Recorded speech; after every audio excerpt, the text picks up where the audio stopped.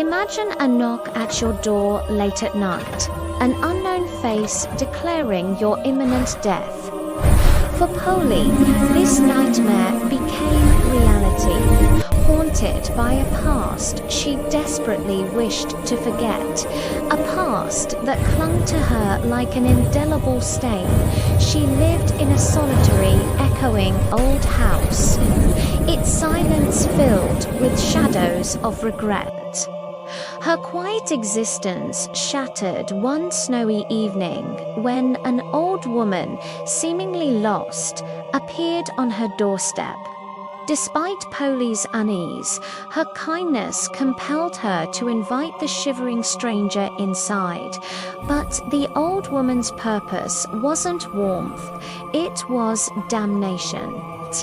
From a worn bag, she produced a sinister black wooden box and an hourglass, fixing Polly with an unsettling stare before uttering the chilling prophecy, "You will die."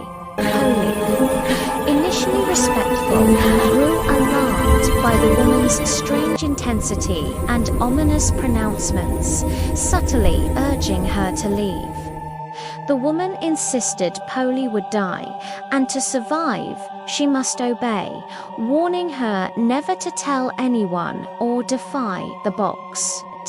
Feeling utterly violated, Polly forced the woman out, abandoning the box and hourglass on her frosty lawn. But a final shocking detail sent a tremor down Polly's spine. The old woman had called her by name, a name Polly had never shared. Polly slammed and locked her door, a creeping dread settling in.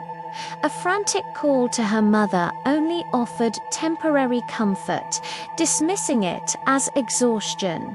Yet, peering outside, Polly found the cursed box had reappeared on her front porch. Ignoring it, she retreated inside, but the house felt different.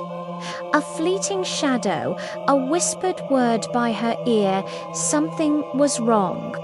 The box, which she swore she'd left outside, now sat ominously on her table. Trembling, Polly recounted the impossible to her mother on the phone. But the voice at the other end suddenly twisted, growing unnervingly calm, declaring, "You haven't even started." The comforting voice wasn't her mother's, it was a demonic mockery, dissolving into chilling laughter as the house plunged into darkness. Doors slammed, music blared, and the voice boomed through the phone, claiming to know all of Polly's deepest flaws, her darkest secrets. "You will die," it repeated, "unless you play the game." Polly was commanded to look at the box to insert 3 items. Something she hated, something she needed, and something she loved. No lies, the voice warned. It would know. Confused and terrified, Polly began. For hate, she chose cigarettes. The hourglass stirred.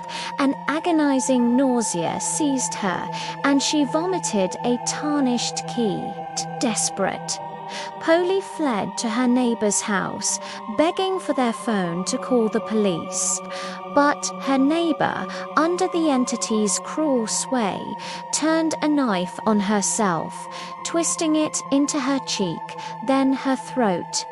A gruesome warning of what happened to those who sought help. The hourglass continued its relentless count. Polly tried to destroy the box, but it was invincible, always returning. Then her phone rang. It was her long-dead father's voice accusing her of lying. The cigarettes weren't what she hated. The hourglass was her deadline. The voice guided her to a hidden safe, the key from her gut, unlocking it to reveal her father's cross necklace. Polly fled the room as spectral forms of her father appeared, and she realized the truth. She hated the cross, a symbol of a past she couldn't escape. She placed it in the box. The hourglass reset, confirming her truth. The first challenge was complete. Next, something she needed. Her reflection in the mirror warped, its hand gripping scissors, urging self-mutilation. The phone rang again, threatening her sister and nephew if she refused. Trapped, Polly watched a horrifying video feed of her nephew Eli, gravely wounded. With no choice, she offered a tow, but the box rejected it, leaving the digit inside. The mirror image showed her a finger. With a scream of pure terror, Polly complied. Darkness enveloped the house. The hourglass reset. The second challenge was done. Finally, something she loved. The front door creaked open, beckoning her to her sister's house. Polly raced there, only to find her sister and Eli lying lifeless in their beds. Overwhelmed with despair, she stumbled back to find the box and hourglass waiting. Eli's voice, distorted and cold, emanated from her phone. They weren't dead. Their lives hung on her completion of the final task. Polly had to put something she loved into the box. Her love, she knew, was Eli. The voice whispered for her to take his nose, but Polly resisted, tearing a lock of his hair.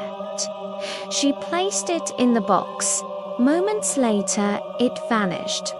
The hourglass reset. The final challenge was complete.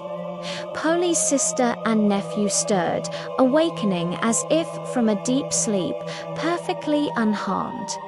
Relief flooded Polly, but it was short-lived. The entity wasn't finished. Eli's innocent face contorted, pulling at her, dragging her into the darkness. Polly found herself back in her own home, the hourglass running anew. The game was restarting. She had done everything, but the curse was eternal. Then, a chilling realization: the old woman had given her asterisk the box. The only way out was to pass it on. Polly walked from door to door in the snowy night until someone answered. She feigned being lost, needing to borrow a phone, just like the old woman. Inside the stranger's home, Polly wrestled with her conscience, knowing she was condemning an innocent. Yet, driven by the memory of her torment, she placed the box in front of the woman. Terror. "You will die," Polly echoed the horrifying prophecy. Polly walked out into the normal world. Her neighbor was alive, her sister and nephew healthy. She even saw Terra, who didn't recognize her, living a normal life. Polly was free, but the film's ambiguity lingered. Was it a real curse, a transfer of evil, or a manifestation of Polly's own profound guilt and trauma?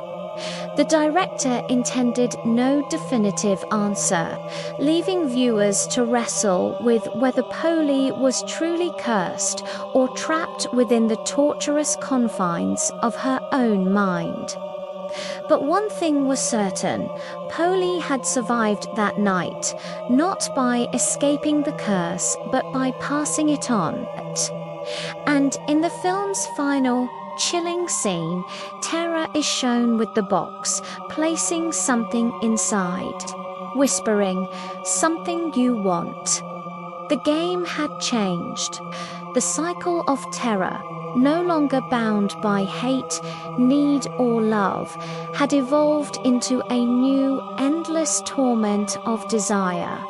The box continues its dark journey, perhaps one day to your door.